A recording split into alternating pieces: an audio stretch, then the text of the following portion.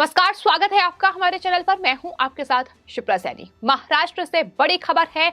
वसूली किंग और महाराष्ट्र के पूर्व गृह मंत्री अनिल देशमुख जो फरार थे, अब उन्होंने ईडी के सामने सरेंडर कर दिया है। तो फरार अनिल देशमुख अब ईडी की गिरफ्त में है और जाहिर तौर पर सीबीआई भी इस पूरे मामले की जांच कर रही है।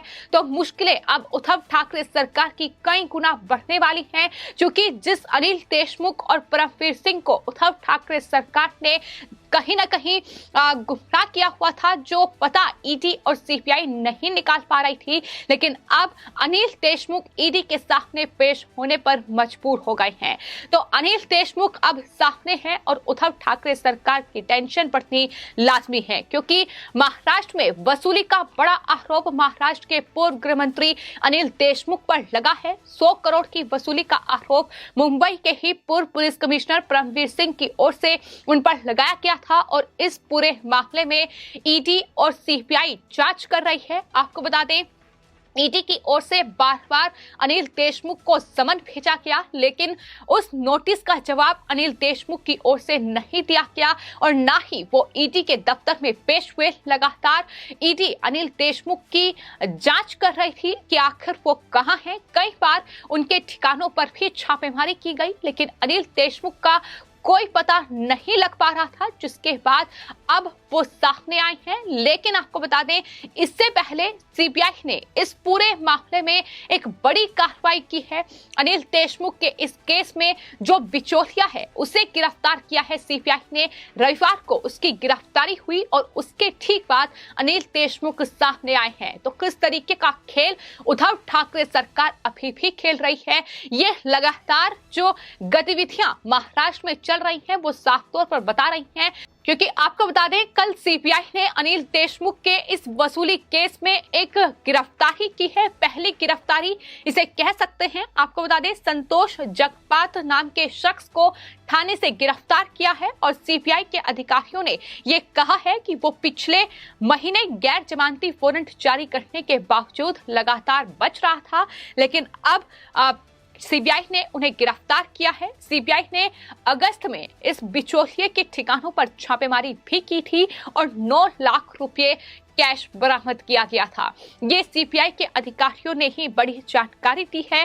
तो जाहिर तौर पर एक के बाद एक अब गिरफ्तारी का दौर इस पूरे मामले में शुरू हो चुका है। जिस तरीके से महाराष्ट्र में ये पूरा वसूली कांड सामने आया और सबसे बड़ा आरोप ये था परमवीर सिंह का कि अनिल देशमुख जो कि महाराष्ट्र के गृह मंत्री रहे हैं, उन्होंने दरअसल सचिन वाजे जो कि क्राइम यूनिट के अधिकारी थे मुंबई पुलिस में, उन्हें 100 करोड़ की वसूली का ये टारगेट दिया गया था। उन्होंने बाकायदा मुख्यमंत्री उद्धव ठाकरे को चिट्ठी लिखी और उसके बाद आपको बता दें, बॉम्बे हाईकोर्ट ने इस पूरे मामले में सीबीआई जांच के आदेश जारी किए और गृह मंत्री पद से अनिल देशमुख को इस्तीफा देना पड़ा। उसके बाद से लगातार एनसीपी के नेता और महाराष्ट्र के पूर्व गृह मंत्री अनिल देशमुख की मुश्किलें बढ़ी हुई हैं, क्योंकि एक तरफ सीबीआई इस पूरे मामले की छानबीन कर रही है कि आखिर ये वसूली कहां से और कितने रुपए वसूले गए हैं। इस पूरे मामले की जांच कर रही है, कौन कौन लोग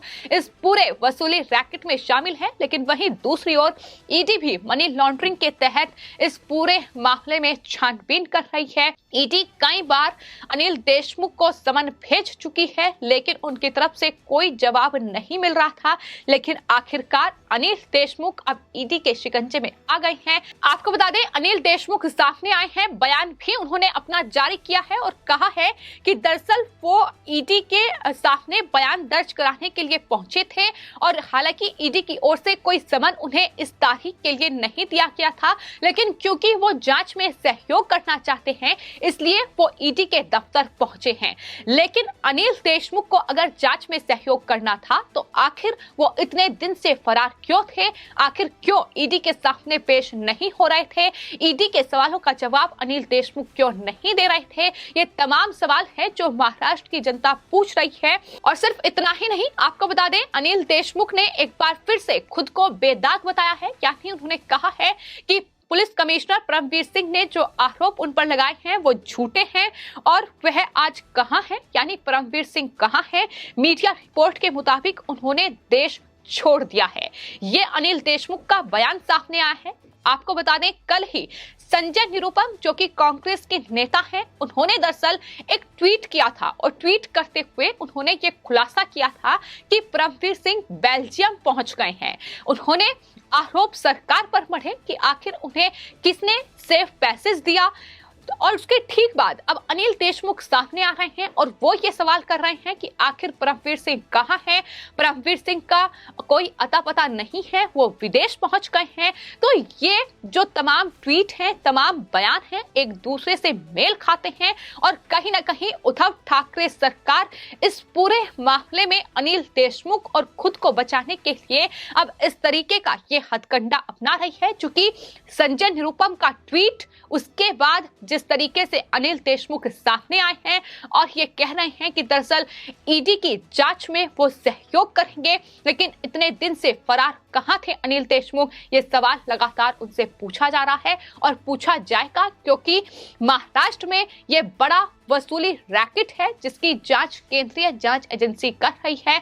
और सिर्फ इस पूरे मामले में अनिल देशमुख ही नहीं, आपको ये बता दें कि सचिन वाजे जो कि फिलहाल एंटीलिया विस्फोटक केस में एनआईए की गिरफ्त में हैं, जेल में बंद हैं, उन्होंने कई बड़े खुलासे किए थे। उन्होंने न सिर्फ महाराष्ट्र के गृह मंत्री पर यह 100 करोड़ की वसूली के आरोप को सही बताया था कि ये टारगेट उन्हें दिया गया है, बल्कि इसके अलावा शिवसेना के नेता अनिल परब हो या महाराष्ट्र के उप मुख्यमंत्री और एनसीपी के नेता अजीत पवार, उन पर भी कई करोड़ की वसूली का आरोप लगाया था। तो ये तमाम मंत्री थे जिन पर बड़ा आरोप सचिन वाजे के द्वारा लगाया गया था। आपको बता दें, सचिन वाजे वही अधिकारी थे जिसे शिवसेना ने कई साल बाद सत्ता में आकर नियुक्त किया था, यानी उन्हें क्राइम यूनिट का अधिकारी बनाया गया था। तो किस तरीके से ये पूरा वसूली का रैकेट महाराष्ट्र में उद्धव ठाकरे सरकार की नाक के नीचे चल रहा था, या यूं कहें उद्धव ठाकरे सरकार ही चला रही थी, क्योंकि ये कहीं ना कहीं अब सच साबित हो रहा है। बीजेपी साफ तौर पर यह सवाल पूछ रही है कि आखिर इस वसूली का आका कौन है, इसका खुलासा होना चाहिए। और अब अगर ईडी के सामने अनिल देशमुख पेश हुए हैं, अब ईडी उनसे जांच पड़ताल करेगी, तो जाहिर तौर पर अनिल देशमुख की गिरफ्तारी तय है। एक तरफ सीबीआई जांच कर रही है, 2 बार समन भेजकर उनसे पूछताछ कर चुकी है, वहीं ईडी की अब जांच की तलवार अनिल देशमुख पर लटकी हुई है। तमाम अहम सबूत ईडी को हाथ लगे हैं। ईडी ने कई बड़े खुलासे इस पूरे मामले में किए हैं कि किस तरीके से बार और रेस्टोरेंट के जरिए ये उगाही की गई है। इसके अलावा कई सीसीटीवी फुटेज ऐसी हैं जो ईडी के पास हैं, जो सीबीआई के हाथ लगी हैं कि कहां ये मीटिंग सचिन वाजे के साथ हुई है और कहां से ये वसूली की गई है।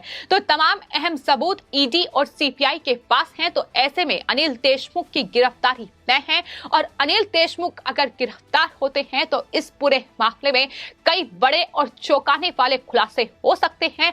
वसूली का आका कौन है, इसका खुलासा हो सकता है। उद्धव ठाकरे सरकार के कई मंत्री और नेता ईडी और सीबीआई के रडार पर आ सकते हैं। तो उद्धव ठाकरे की मुश्किलें बढ़ चुकी हैं, लेकिन जिस तरीके से ये पूरा अभी भी कहीं ना कहीं अनिल देशमुख और उद्धव ठाकरे सरकार खुद को बचाने के लिए ये पूरी प्लानिंग कहीं ना कहीं कर रही है कि एक तरफ एक दिन पहले संजय निरुपम का ट्वीट आता है परमवीर सिंह को लेकर, जो ये दावा करते हैं कि वो बेल्जियम में हैं, और उसके ठीक बाद अनिल देशमुख सामने आकर खड़े हो जाते हैं। तो ये साफ तौर पर बता रहा है कि किस तरीके से कौन सी स्क्रिप्ट लिखी जा रही है। लेकिन फिलहाल सीबीआई की जांच लगातार जारी है। बिचौलिए को गिरफ्तार किया गया है और ये बिचौलिया संतोष जगपात क्या कुछ खुलासे इस पूरे मामले में करेगा, ये देखना होगा। चूंकि उसके घर पर रेड की गई है जिसमें 9 लाख रुपए कैश बरामद हुआ है, और जाहिर तौर पर एक तरफ सीबीआई अनिल देशमुख पर एफआईआर दर्ज कर चुकी है, ईडी भी इस पूरे मामले में अनिल देशमुख पर एफआईआर दर्ज कर चुकी है। और जहां तक बात कोर्ट की है तो आपको बता दें सुप्रीम कोर्ट और बॉम्बे हाई कोर्ट, जहां अनिल देशमुख ने कहीं ना कहीं बचने का रास्ता खोजने के लिए याचिका दायर की थी, जिसमें राहत की मांग की गई थी कि ईडी समन ना भेजे। लेकिन बॉम्बे हाई कोर्ट ने अनिल देशमुख को हाल ही में बड़ा झटका दिया। उन्होंने अनिल देशमुख को कोई भी राहत देने से साफ इनकार कर दिया है।